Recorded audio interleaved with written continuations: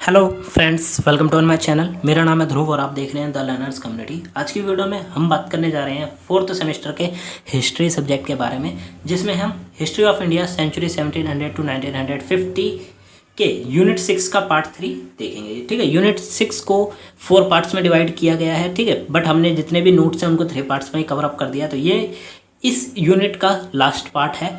तो जो इस पार्ट में आपको पढ़ना है वो है गांधी जी एवं उनकी विचारधारा। महात्मा गांधी की जितनी भी विचारधाराएं थी, उनके द्वारा किए गए अनशन, ये सब हम आज की वीडियो में पढ़ेंगे। तो चलिए वीडियो को शुरू करते हैं। और अगर अभी तक आपने हमारा चैनल सब्सक्राइब नहीं किया तो प्लीज़ चैनल को सब्सक्राइब करें और वीडियो पूरा देखें। ऑलरेडी मैं 2 पार्ट कवर अप कर चुका हूँ यूनिट 6 के। अगर अभी तक आपने वो नहीं देखे तो आप पहले उन्हें भी जरूर देखें, बहुत इंपॉर्टेंट पार्ट्स हैं। तो चलिए वीडियो को शुरू करते हैं।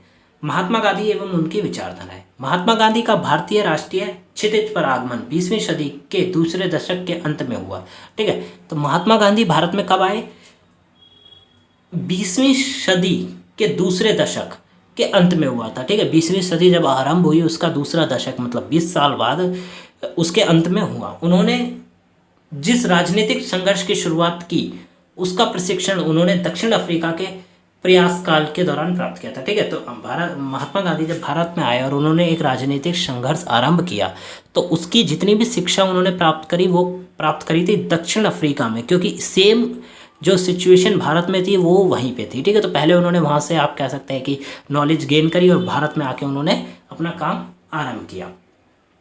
1891 में वकालत पूरी करके इंग्लैंड से भारत लौटे और अभिभावक के रूप में स्थापित होने की कोशिश करी। ठीक है, तो 1891 में महात्मा गांधी ने अपनी जो वकालत है, लॉ की पढ़ाई कंप्लीट करी और इंग्लैंड से वापसी भारत आए और वहाँ पे उन्होंने बसने की कोशिश करी, परंतु ये काफ़ी कठिन था उनके लिए।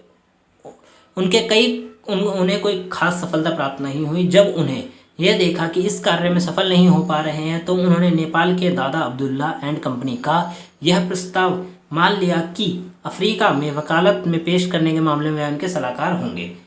ठीक है, तो जब महात्मा गांधी को भारत में कुछ लगा कि अभी उनको बसने में थोड़ी कठिनाई हो रही है, तो उन्होंने क्या करा, नेपाल के दादा अब्दुल्ला एंड कंपनी का एक प्रस्ताव था कि उनको दक्षिण अफ्रीका में वकालत के लिए एक सलाहकार चाहिए था। तो महात्मा गांधी उनके सलाहकार बन गए। दक्षिण अफ्रीका में पहुंचने के थोड़े दिन बाद ही उन्हें एक ऐसा कूट अनुभव हुआ जो उनके जीवन मार्ग को ही बदल दिया। ठीक है, तो दक्षिण अफ्रीका पहुंचे, वहाँ पे उन्होंने कुछ ऐसा अनुभव किया जिसने उनके पूरे के पूरे जीवन को बदल दिया। यह अनुभव केवल उनका व्यक्तिगत अपमान नहीं, बल्कि समस्त राष्ट्रीय प्रतिष्ठा के स्वरूप, प्रतिष्ठा के संबंध में उनकी भावना को अद्यत पहुँचाने वाला था। ठीक है, तो उनका अपमान कुछ इस प्रकार से किया गया कि वो सिर्फ उन्हीं का अपमान नहीं था, वो पूरे राष्ट्र का अपमान था। इससे क्षोभ होकर उनका मन आंदोलित हो उठा और उन्होंने जाति भेदभाव को दूर करने के लिए भारतीयों के ओहद को ऊंचा उठाने का संकल्प कर लिया। दक्षिण अफ्रीका में जो भारतीय रह रहे थे, वे अंग्रेजों की जातीय भेदभाव की नीति से परिचित थे। इस भेदभाव की नीति का विरोध गांधी जी ने शुरू कर दिया। ठीक है, तो महात्मा गांधी ने देखा कि दक्षिण अफ्रीका में क्या हो रहा है, जो भारतीय बसे हुए हैं उनके साथ साथ जो दक्षिण अफ्रीका के लोग हैं उनके साथ साथ अंग्रेज बहुत बुरा व्यवहार करते हैं। जातीय प्रथा जो थी वो वहाँ पे भी थी, उसका बहुत ज़्यादा आप कह सकते हैं फैलाव था। ठीक है, तो इस चीज़ का उन्होंने पूरा रूप से आपके विरोध किया और विरोध के साथ साथ उन्होंने वहाँ पे क्या कर दिया, आंदोलन चालू कर दिया कि भारतीय लोगों को उनका अधिकार प्राप्त हो। गांधी जी का प्रथम श्रेणी के डब्बे का टिकट होने के बाद भी ट्रेन से नीचे उतार दिया गया। होटल का कमरा चाहने पर भी उन्हें जवाब में कमरा खाली नहीं है मिला। गांधी जी ने पेट्रिया में भारतीयों की बैठक आयोजित करके उनसे अंग्रेजों के अत्याचारों का विरोध करने की अपील की। ठीक है, तो गांधी जी को क्या हुआ, प्रथम श्रेणी का डब्बा था परंतु उन्हें ट्रेन से उतार दिया गया, क्योंकि ये क्या हो रहा है, भेदभाव हो रहा है। यहाँ पे होटल में कमरा खाली था परंतु उन्हें फिर भी जवाब में क्या मिला कि कमरा खाली नहीं है, यहाँ पे भी भेदभाव हो रहा है। ठीक है, क्योंकि सिर्फ अंग्रेजों को ही उस समय आप कह सकते हैं कि ज़्यादा से ज़्यादा सुविधाएँ प्राप्त थी, भारतीय या फिर दक्षिण अफ्रीका के लोगों को नहीं। तो महात्मा गांधी ने क्या करा, पेट्रिया में भारतीयों की बैठक करी और अत्याचारों का विरोध करने के लिए अपील करी। जब वे पेट्रिया में अपने मुवक्किल का मुकदमा समाप्त होने पर भारत लौटने की तैयारी करने लगे, तो इससे पूर्व ही भारतीयों का मताधिकार से वंचित करने का मामला हो उठा। अब जब वहाँ पे जिस काम के लिए वो गए थे एक सलाहकार के रूप में, वहाँ पे वो काम कंप्लीट हो गया, तो जब वो वापसी आने लगे तो वहाँ पे एक और मुद्दा उठा। वो मुद्दा था मताधिकार, वोटिंग का। ठीक है, तो वोटिंग का मुद्दा उठा, तो इसके लिए उन पर 3 पौंड प्रतिवर्ष का मतदान टैक्स लगाया गया। इस प्रकार का भेदभाव गांधी जी से सहन नहीं हुआ और वो करीब 1 महीने भर के लिए वहीं रुकने के लिए तैयार हो गए। ठीक है, तो महात्मा गांधी ने जब देखा कि इतनी ज़्यादा खराब व्यवस्था है तो वो वहीं 1 महीना और रुकने के लिए तैयार हो गए। किंतु उनके महीने भर का पड़ाव वर्ष में बदल गया और करीब 22 साल बाद अफ्रीका से लौटे।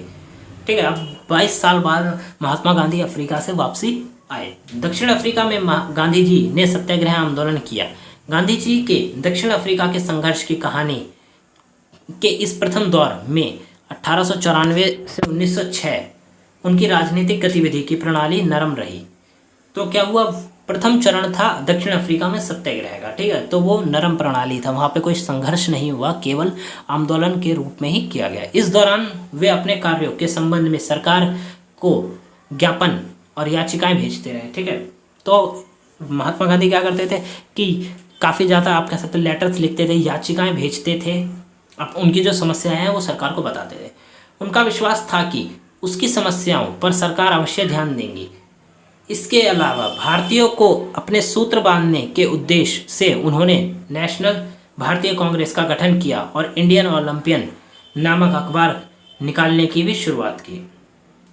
ठीक है, तो जब वो भारत में आए तो उन्होंने सूत्र बांधने के लिए एक प्रकार की आप कह सकते हैं कि एक संस्था बनाने के लिए उन्होंने नेशनल भारतीय कांग्रेस के गठन में भी सहायता करी। इंडियन ओलंपियन नामक एक अखबार भी निकाला।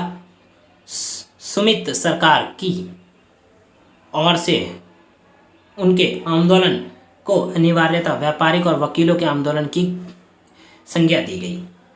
अब आता है असहयोग आंदोलन का प्रारंभिक समीक्षा। असहयोग आंदोलन के बारे में पढ़ते हैं।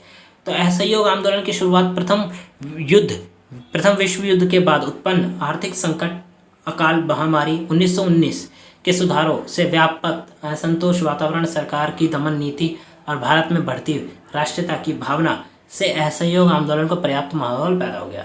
ठीक है, तो असहयोग आंदोलन का महत्वपूर्ण कारण क्या था? फर्स्ट वर्ल्ड वॉर जब हुई तो उस समय आर्थिक संकट उत्पन्न हो गए थे, अकाल आ गया था, महामारी आ गई थी। ठीक है, 1919 के सुधारों से व्यापक असंतोष, 1919 में जो सुधार से हुए, सुधारों के आप कह सकते हो सुधारों से असंतोष पैदा हो गया था। वातावरण, सरकार की दमन नीति लाई गई थी। ठीक है, भारत में बढ़ती राष्ट्रीयता की भावना असहयोग आंदोलन को क्या कर रही थी? माहौल दे रही थी आगे बढ़ने का। 1920 में कांग्रेस के एक विशेष अधिवेशन में गांधी जी के बहिष्कार और असहयोग की नीति का ऐलान कर दिया। ठीक है, गांधी जी ने बहिष्कार करने का, यहाँ पे के नहीं आएगा। ठीक है, गांधी जी ने बहिष्कार करने के लिए और असहयोग की नीति को ऐलान कर दिया। विरोधी स्वरूप गांधी ने केसर ए हिंदी की उपाधि भी लौटा दी। तो महात्मा गांधी ने क्या करा? केसर ए हिंद की जो उपाधि उन्हें मिली थी वो भी उन्होंने लौटा दी। दिसंबर 1920 के दिन नागपुर कांग्रेस अधिवेशन ने गांधी जी के असहयोग आंदोलन का प्रस्ताव को स्वीकृत कर लिया। अब 1920 में दिसंबर के मंथ में जो उस समय कांग्रेस अधिवेशन हुआ था नागपुर में, वहाँ पे असहयोग आंदोलन को क्या मिली? स्वीकृति प्राप्त हो गई। असहयोग के 2 पक्ष थे, प्रथम रचनात्मक और द्वितीय विध्वंसक। असहयोग आंदोलन को 2 पार्ट में रखा गया था। पहला रचनात्मक, ठीक है, जिसमें आप सिर्फ नर्म रूप से करेंगे। दूसरा विध्वंसक था। पहले वर्ग में स्वदेशियों को प्रोत्साहन देना, असहयोग आंदोलन के लिए तिलक कोष और करोड़ रुपए की राशि एकत्रित करना, स्वयं सेवकों का दल तैयार करना, चरखा एवं कताई बुनाई का प्रसार प्रचार करना, राष्ट्रीय विद्यालय स्थापित करने, हिंदू मुस्लिम एकता बढ़ाने जैसे कार्यक्रम रखे गए। दूसरे वर्ग विध्वंसक कार्रवाई और स्थानीय संस्थाओं को त्यागपत्र दे रहा था।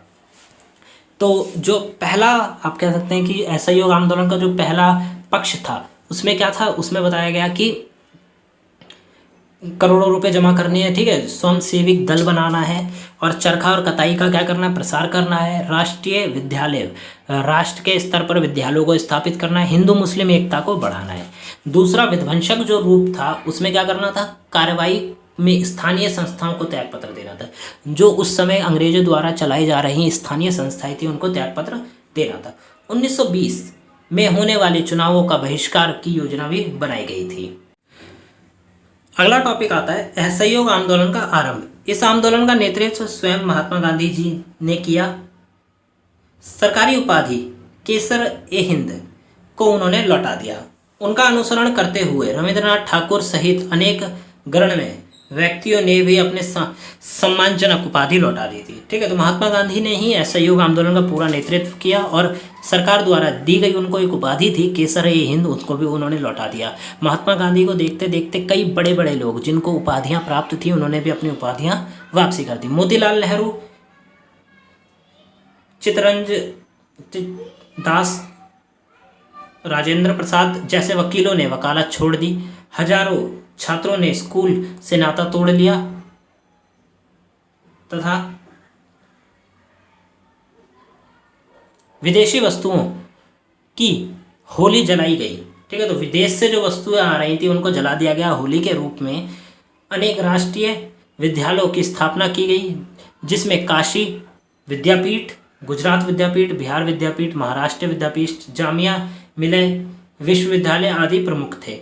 लाखों की संख्या में स्वयंसेवी संघ तैयार हुए। जगह जगह प्रदर्शन और हड़तालें आयोजन कर दी गई। ठीक है, तो ये काफ़ी असहयोग आंदोलन काफ़ी बड़ा आंदोलन था। ठीक है, इसमें बड़े बड़े लोगों ने अपने रोल प्ले करे हैं। महात्मा गांधी ने इस पूरे के पूरे आंदोलन को क्या करा, नेतृत्व प्रदान किया। साथ में बड़े बड़े वकीलों ने अपनी जॉब्स को छोड़ दिया, इस बच्चों ने स्कूलों को छोड़ दिया। ठीक है, और स्वयंसेवी संगठन को भी निर्माण किया गया और पूरे देश में जगह जगह क्या होने लग गए, आंदोलन स्टार्ट होने लग गए। भारत छोड़ो आंदोलन क्या है, आंदोलन की शुरुआत एवं महत्व की समीक्षा कीजिए। तो एक आया था क्रिस्प मिशन, इसके बारे में पढ़ते हैं। भारतीय द्वितीय विश्व युद्ध के निर्णायक दौर में पहुंचने के समय ब्रिटिश शासन द्वारा यह अनुभव किया गया कि भारतीयों द्वारा स्वेच्छा से तैयार हुआ असहयोग युद्ध अधिक मूल्यवान है। ठीक है, तो अब क्या हुआ, द्वितीय विश्व युद्ध के दौरान एक समय आया जब निर्णय लेना जरूरी था। ठीक है, तो ब्रिटिश शासन द्वारा यह अनुभव किया गया कि भारतीयों द्वारा स्वेच्छा से दिया गया असहयोग अधिक मूल्यवान है। ठीक है, तो भारत के लोगों की उनकी इच्छा से उन्होंने असहयोग किया। ठीक है, तो ये ज़्यादा मूल्यवान है। इसी उद्देश्य की पूर्ति के लिए 1942 में मार्च महीने में ब्रिटिश कैबिनेट मंत्री स्टैफोर्ड क्रिस्प को कुछ प्रस्ताव के साथ भारत भेजा गया जिसे भारत के सभी राजनीतिक दलों ने अस्वीकार कर दिया। ठीक है, तो एक व्यक्ति आया था ब्रिटिश सरकार के द्वारा, ठीक है, कैबिनेट मंत्री स्टैफोर्ड क्रिस्प, जो कि कुछ प्रस्ताव लेके आया था भारत में, परंतु उसका साफ साफ क्या करा गया, बहिष्कार किया गया। क्रिस्प प्रस्ताव के अंतर्गत यह मान लिया गया कि युद्ध उपरांत भारतीयों को यह अधिकार होगा कि वह अपने लिए अपनी संविधान सभा में संविधान का निर्माण कर सके। ठीक है, तो ये प्रस्ताव लाया गया था कि जो युद्ध सेकेंड वर्ल्ड वॉर के बाद भारत में उनका अपना संविधान बना सकते हैं। ठीक है, किंतु प्रांतों को नए संविधान स्वीकार करने या ना करने की छूट दी गई थी, ना दी गई थी। ठीक है, तो जो प्रांत थे भारत में उस समय प्रांत थे, कोई एक पर्टिकुलर तो भारत था नहीं, हिस्सों में बटा हुआ था, तो नए संविधान स्वीकार करने या ना करने की छूट दी गई थी। ठीक है, तो आप देख सकते हैं ये एक ऐसी स्थिति है जहाँ पे अंग्रेजों द्वारा फूट डालो राज करो की नीति ला दी गई थी। ठीक है, कि उस प्रस्ताव के अंतर्गत है कि अगर भारत का कोई एक हिस्सा नहीं चाहता कि वो भारत का हिस्सा रहे, ठीक है, तो वो छोड़ सकता है, परंतु इसका पूरा भविष्य क्या कह सकते हैं, आप कह सकते हैं कि बहिष्कार किया गया, उसको पूरी तरह से मना कर दिया गया। क्यों? क्योंकि अगर ये ला दिया गया होता तो भारत के अलग अलग हिस्से आज अलग अलग होते, पूरा एक भारत नहीं होता। ठीक है, तो ये एक स्थिति बन गई थी उस समय। मुस्लिम लीग द्वारा इस प्रस्ताव को इस आधार पर अस्वीकार कर दिया गया क्योंकि इसके आधार पर देश की सांप्रदायिकता का आधार पर बंटवारा की मांग व्यवस्था का प्रस्ताव नहीं था। ठीक है, तो मुस्लिम लीग ने इसका क्यों बहिष्कार किया? क्योंकि उनको पता चल गया था कि भारत का क्या हो रहा है, जो सांप्रदायिक आधार पर बंटवारा उनकी मांगों को प्रस्तावित नहीं था। ठीक है, तो सांप्रदायिक आधार पर भारत का क्या किया जाता है, बंटवारा किया जाता है, जो कि उनकी सांप्रदायिक मांगे का क्या कर रहे हैं, पूरी तरह से पूरा नहीं कर रहे। कांग्रेस द्वारा इस आधार पर विरोध किया जा रहा था कि प्रस्ताव द्वारा देश के छोटे छोटे टुकड़े बांटने की संभावनाओं के द्वार खोल दिए गए। ठीक है, तो कांग्रेस पार्टी को पता चल गया था कि अगर ये प्रस्ताव आया तो भारत टूट जाएगा, ठीक है, इसीलिए कांग्रेस पार्टी ने उसका विरोध किया। गांधी जी द्वारा इस प्रस्ताव को यह कहकर आलोचना की गई कि प्रस्ताव बाद की तारीख का चेक है, ठीक है। भारत छोड़ो आंदोलन। क्रिस्प मिशन की असफलता के कारण भारतीय नेताओं के क्षोभ उत्पन्न होने के साथ ही देशवासियों में भी निराशा व्याप्त हो गई। तो भारतीय आंदोलन, जो भारत छोड़ो आंदोलन है, वो क्रिस्प मिशन के बाद आया। क्रिस्प मिशन की असफलता के कारण भारतीय नेताओं में क्षोभ उत्पन्न होने के साथ साथ देशवासियों में भी निराशा उत्पन्न हो गई। विश्व युद्ध में मित्र राष्ट्रों की स्थिति भी कमजोर पड़ गई। भारत पर जापानी हमले की संभावना बनी रही थी। माल्या और वर्मा में जापानियों ने उपद्रव शुरू कर दिया था। जापानी प्रगति को देखकर अंग्रेजों ने पीछे हटने की योजना बना ली, ठीक है। तो उस समय जब सेकेंड वर्ल्ड वॉर चल रहा था तो जापान काफ़ी तेज़ी से विकास कर रहा था, ठीक है। तो उसको देखकर अंग्रेज काफ़ी ज़्यादा भयभीत हो गए। इससे बंगला का औद्योगिक प्रतिष्ठान तथा अर्थव्यवस्था पूरी तरह नष्ट होने जाने के खतरे पर पैदा हो गया। अब क्या हुआ, जब अंग्रेज पीछे हट गए तो बंगाल की जो अर्थव्यवस्था है वो पूरी तरह से नष्ट होने वाली थी। इस स्थिति को देखकर गांधी जी के मन में यह बात आई कि इस समस्या, निराश और घबराहट से जनता को सिर्फ इस बात के आधार पर बचाया जा सकता है कि यदि उसके मन में यह बैठा दिया जाए कि उसे अपनी सुरक्षा स्वयं करनी है, ठीक है। तो अब महात्मा गांधी को ये बात पता चल गई थी कि जो देश है उसको सिर्फ उन लोगों को एक ही तरीके से बताया जा सकता है कि उनके मन में ये बात बैठा दी जाए कि वो अपनी सुरक्षा स्वयं कर सकते हैं। ना अंग्रेज उनकी सुरक्षा करेंगे, ना ही कोई और करेगा, उनको अपनी सुरक्षा स्वयं करनी होगी। ये बात उनके मन में बैठानी थी। अंग्रेजी सत्ता पर निर्भर नहीं रहना है, इसलिए महात्मा गांधी जी ने भारत छोड़ो और भारतीयों को सत्ता सौंपने की बात कही। हालांकि उनके इस कार्य से नेहरू, मौलाना अब्दुल्ला कलाम आज़ाद वगैरह प्रसन्न नहीं थे। सरदार पटेल और गांधी जी के प्रयास के अंततः जुलाई 1942 में वर्धा के कांग्रेस महासभापति ने महात्मा गांधी जी के अहिंसक विद्रोह को स्वीकृति प्रदान कर दी, ठीक है। अहिंसक विद्रोह, ऐसा विद्रोह जिसमें हिंसा नहीं होगी, उसको स्वीकृति दे दी गई अंग्रेजी जो कांग्रेस पार्टी थी उसके द्वारा। 7 अगस्त 1942 को बम्बई में कांग्रेस का अधिवेशन हुआ, जिसमें महत्वपूर्ण अगस्त प्रस्ताव पेश किया गया। प्रस्ताव में कांग्रेस अध्यक्ष आजाद ने घोषणा की, कौम चुपचाप देखती नहीं रह सकती जब उसकी तकदीर का फैसला होने जा रहा हो। हिंदुस्तान ने मजदूरी मुल्कों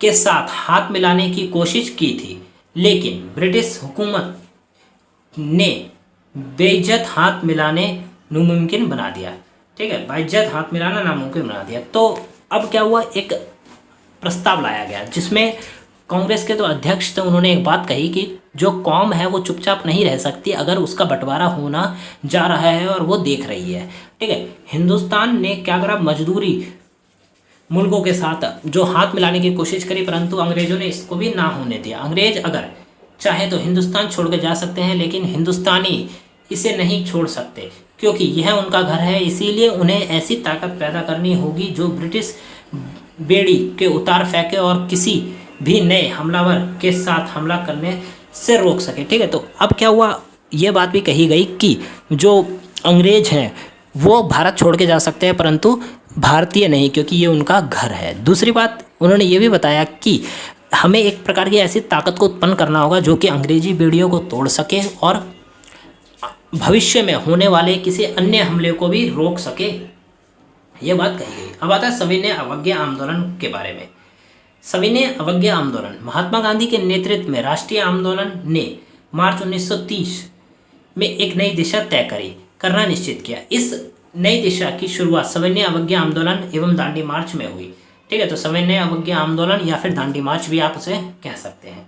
आंदोलन का कारण तत्कालिक राजनीतिक एवं आर्थिक और सामाजिक परिस्थितियों के कारण इस आंदोलन के क्रियान्वित हुआ, ठीक है। तो आंदोलन का क्या कारण था, उस समय जो राजनीतिक व्यवस्था थी, आर्थिक और सामाजिक व्यवस्था थी, परिस्थितियां थी, उनके कारण क्या हुआ, यह आंदोलन पैदा हुआ। तत्कालिक राजनीतिक कारण क्या थे, 1928 में सर्वदलीय सम्मेलन द्वारा नेहरू रिपोर्ट अस्वीकार किए जाने के समय घटना चक्र तेजी से चला। नेहरू रिपोर्ट से कांग्रेस और लीग दोनों ही असंतुष्ट थे। ठीक है, तो नेहरू ने जी ने एक रिपोर्ट प्रस्तुत की जिसके द्वारा क्या हुआ, कांग्रेस पार्टी भी उसके विरोध में थी और लीग भी असंतुष्ट थे। एक तरफ भारत में नई शक्तियों का उदय हो रहा था तो दूसरी और कांग्रेस में अंदर ही अंदर विद्रोह की भावना पनपने लगी थी। क्या हुआ, एक तरफ भारत में नई शक्तियां उत्पन्न हो रही हैं, वहीं दूसरी तरफ कांग्रेस के पार्टी के अंतर्गत उनके आंतरिक रूप में जो मामले हैं वही निपट नहीं पा रहे थे। इस प्रकार की आ गई थी छात्र आंदोलन, कम्युनिस्ट विचारधारा का जन्म, छात्र शक्ति का उदय, किसान एवं मजदूरों का शोषण आदि से तत्कालिक परिस्थितियां विषम हो चुकी थी। ठीक है, तो ये कुछ ऐसी स्थितियां थी जिन्होंने समन्वय अवज्ञ आंदोलन को तेजी दी। स्वतंत्रता की मांग बढ़ने लगी। इस भावना को सही दिशा देने एवं उसकी सही उपयोग करने के लिए ठोस कार्यक्रम बनाना जरूरी था। अंततः गांधी जी ने समन्वय अवज्ञा आंदोलन की शुरुआत की। विश्वव्यापी आर्थिक मंदी के कारण विश्वव्यापी आर्थिक मंदी का भारत पर प्रभाव पड़ा कि यहाँ की समूची अर्थव्यवस्था लड़खड़ा गई। ठीक है, तो जो विश्वव्यापी आर्थिक मंदी आई थी उस समय इतना बड़ा प्रभाव पड़ा कि भारत की पूरी अर्थव्यवस्था चरमरा उठी। अनाज का उत्पादन कम हो गया, मूल्यों में वृद्धि हो गई, निर्यात कम हो गया। इसके बावजूद भी अंग्रेजों का धन का निष्कासन कम हो गया। ठीक है, तो इसके बावजूद भी क्या हुआ, अंग्रेजों ने जो धन निकाल रहे थे उसका निकासन कम नहीं हुआ। ठीक है, तो यहाँ पे निकासन कम नहीं हुआ, ये आएगा।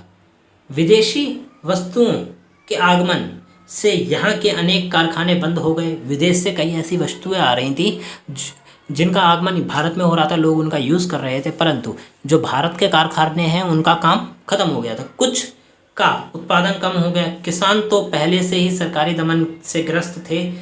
इस क्रम में अर्थव्यवस्था से पूंजीपति मध्यवर्ग भी बस्त होने लगे। ठीक है, तो जब इस प्रकार की स्थिति आई तो पूंजीपति लोग, ठीक है, और मध्य वर्ग के लोग दोनों के दोनों बहुत बुरी तरह से स्थिति में आ गए थे। देश का वातावरण दिन प्रतिदिन सरकार विरोधी होता गया। इस प्रकार सरकार के प्रति विषम परिस्थितियों का फायदा उठाकर गांधी जी ने समन्वय अवज्ञा आंदोलन की शुरुआत की। भारतीय प्रलयकारी स्थिति। भारत की तत्कालिक स्थिति इतनी विस्फोटक थी कि आतंकवादी गतिविधि बढ़ने लगी। ठीक है, तो उस समय भारत में आतंकवादी गतिविधियां भी बढ़ने लग गई थी। मेरठ षड्यंत्र केस तथा लाहौर षड्यंत्र केस ने भारतीय सरकारी विचारधारा और उम्र बना दिया। ठीक है, तो भारतीय जो सरकारी विचारधारा विरोधी विचारधारा थी उसको और ज़्यादा बढ़ा दिया। सरकार की गलत दमन की नीति। अब सरकार अंग्रेज तथा अन्य संगठनों की राष्ट्रीय भावना से तंग हो चुकी थी। ठीक है, तो अब क्या हुआ, जो ब्रिटिश सरकार थी उस समय वो कांग्रेस तथा अन्य संगठनों की जो भावना थी उनसे तंग हो चुकी थी तथा वह नित्य दमन के उपाय ढूंढती रही। इसी संदर्भ में सरकार ने जनवरी 1929 में पब्लिक सोसाइटी बिल या काला कानून पेश किया। ठीक है, तो ब्रिटिश सरकार ने काला कानून पेश किया जिसे विधानमंडल से पूर्व में अस्वीकार किया गया। इस बिल से भी जनता को असंतुष्ट था। ठीक है, तो काला कानून लाया गया था जिसे विधानमंडल ने पूर्व में अस्वीकार करा। ठीक है, तो शुरुआत में विधानमंडल ने उसे अस्वीकार किया। लॉर्ड डार्विन की घोषणा। 31 अक्टूबर 1929 को लॉर्ड डार्विन ने यह घोषणा की। अंग्रेजी सरकार यह समझती है कि 1971 की घोषणा में यह बात अंतर्निहित है कि भारत औपनिवेशिक स्वराज्य प्रदान किया जाएगा और उसकी घोषणा करने का अधिकार मुझे दिया गया है। इस घोषणा से भारतीयों में एक नई चेतना प्रस्फुरण होगी।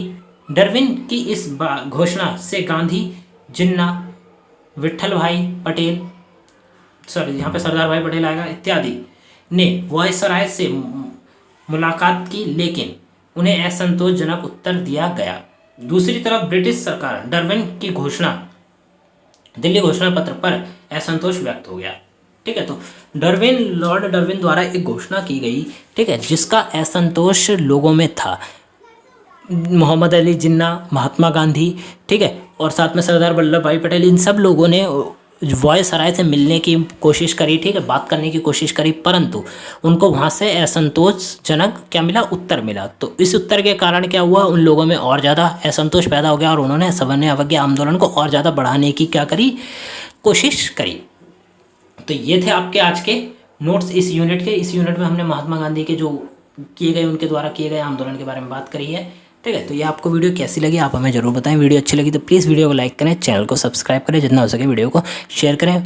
इस पूरी की पूरी यूनिट के नोट्स आपको हमारी वेबसाइट पे मिल जाएंगे, लिंक डिस्क्रिप्शन बॉक्स में दी गई है, आप चेकआउट कर सकते हैं। और टेलीग्राम को भी जरूर ज्वाइन करिए, वहाँ पे आपको वीडियोस के लिंक और साथ में नोट्स के लिंक वहाँ पे आपको प्रोवाइड किए जाएंगे। तो मिलते हैं अगली वीडियो में। Thanks for visiting on my channel guys.